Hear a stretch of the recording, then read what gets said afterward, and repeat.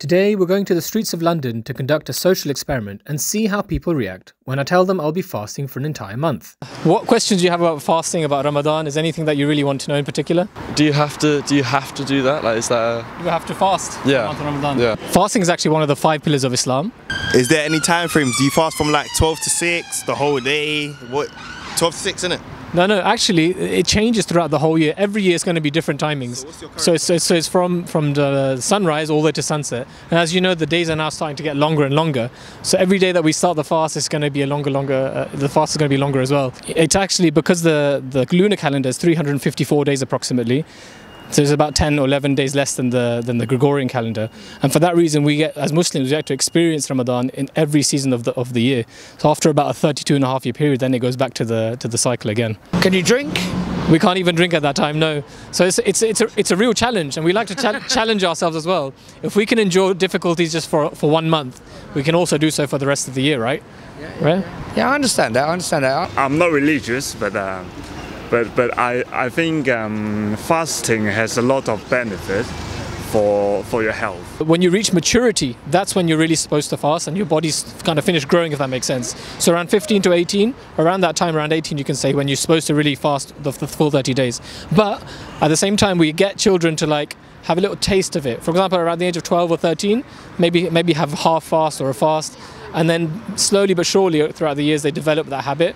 And by the age of 18-ish, that's when you fast for the whole 30 days. it's like I can see how it would be kind of good for like your kind of self-control and your like the kind of perseverance through something. Well, it seems quite hard. Do you know what I mean? That's something that's. It's really interesting you say that, because in actuality, what we're doing as Muslims, we're giving up things that are even lawful to us. For example, eating is something that we need to survive. Yeah. And then there's also, there's even marital relationships we're not allowed to have during the time of the fast. Yeah. But if we say that we can give up things that are lawful to us, then that also means that we have better self-control for things which are unlawful to us, if that makes sense.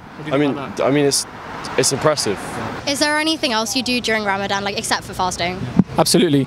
During Ramadan, we actually, as I said, we turn our focus on God Almighty a lot more. So our prayers as well, the 5 daily prayers, you've heard of the 5 daily prayers. On top of those, we have like a night prayer as well called tahajjud, which is when you wake up extra early and you do supererogatory prayers, voluntary prayers. And throughout the day as well, we read the Quran more. So because the Quran was revealed in the month of Ramadan, we actually tried to read the whole thing within those 30 days. And is it, I assume it's also a particularly nice time as a community when you're doing it at the same time? That's a great question, because in all the centres, the mosques and the other centres or even in people's homes, what we do is the whole families come together and they have a meal together to break the fast. And that is something which is very beautiful, because people from all backgrounds, anyone is allowed to fast who's of an adult and is healthy. They can all fast. It's not exclusive just for certain classes of people, as it is in some religions as well. And that sense of community is very important, because it brings about unity within the community as well, and it brings people together rather than dividing. Are there certain people or a certain group of people they cannot fast? Absolutely. I mean, the Quran actually mentions 2 specific groups of people. One is the one who's on a journey, and one who's sick.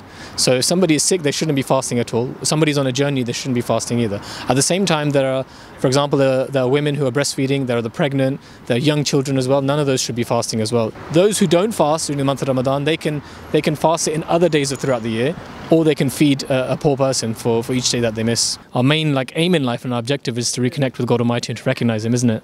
It is. I must say that is a good point you make. It's a month where you can right your wrongs, isn't it? Because especially if you live in the Muslim community, you hear the Quran when you're walking down the street, right? So essentially, it's just a reminder that Allah exists. Are you allowed to fast if you're not Muslim? Of course you're allowed to fast. In fact, people do fast in other religions. In Christianity right now, Lent is going on. There's a 40-day period of fasting. I've seen people on the streets already, they're fasting right now. So in the end, we believe that fasting is something which is from God Almighty, which He ordained, and He's given to different people at different times. And so it's clearly a way that, you could say it's a proven way to connect with God Almighty. So that's one of the real big benefits of the month of Ramadan. I take my hat off to do that because it's a significant amount of fasting from sunrise to sunset. Am I Absolutely, it's from dawn, yeah, from dawn till dusk. I've worked with a lot of colleagues who are Islamic and have followed Ramadan. We had some great conversations. So yeah, no, it's great. Would you ever consider fasting even for a day, just from the hours of like around 4:50 to about 6 o'clock? Yeah, like I would not mind fasting because of the importance and obviously the end goal of how important it is to actually fast, but it's a bit difficult when you're trying to get big and do gym, do you know what I mean? So I'm really skinny as it is, so yeah, like I would definitely fast for sure. Like that's something I would do. I've been having an intention to actually fast, but I'm just not sure when I'm ready to start. Maybe try it for one day and you'll see the benefits of it. You know, actually there's a lot of Muslims who still go to the gym. We continue our day as normal. We don't just stop working. We don't tell everybody, look, I'm fasting, I should do less work. I feel like if you acknowledge that you're literally fasting, you're gonna suffer. But if you just live your day to day and avoid food, you can actually fast, innit?